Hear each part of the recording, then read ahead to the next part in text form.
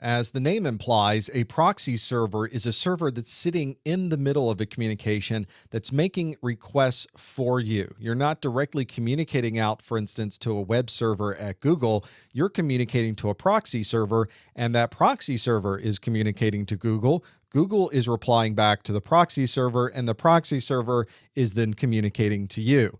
We generally put these devices into the network so that we're able to control access of where people might be going. There's also some nice caching capabilities built into proxy servers so that if a lot of people are going to request the same web page, you can have a proxy server set up to cache that very popular web page and simply provide the answer immediately back to the end user without having to go make the request out to the actual web server. These devices will usually do things like URL filtering so that you can limit what URLs people can access on particular servers out there on the internet.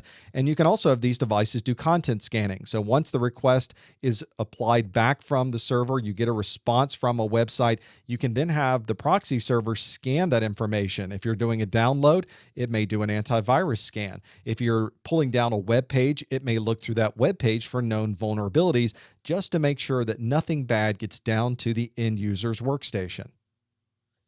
There are three common ways to see a proxy server set up. A common way that we were just talking about is called a forward proxy, where you have a user on an internal network talking to a proxy on an internal network, and that proxy is then going out to the internet to make the request and send the information back to the end user. There's also something called a reverse proxy. You may have users out on the internet who need to access a web server in your environment, but you don't want to give them direct access to the web server. You'll have the end users talk to the proxy, and then the proxy will then communicate to your internal web server, which then sends the response back to your internal proxy, who then sends it back to the original user out on the internet.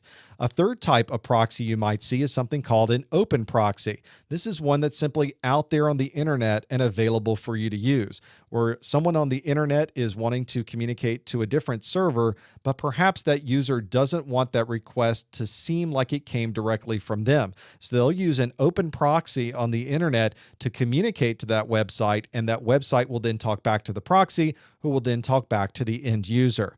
This is a little bit questionable from a security perspective because the owner of the open proxy can embed their own data within the response. So you need to be careful about using an open proxy. You have to be able to trust the proxies that you're using. Otherwise, you may be getting data that you were not intending to get being embedded directly from that proxy.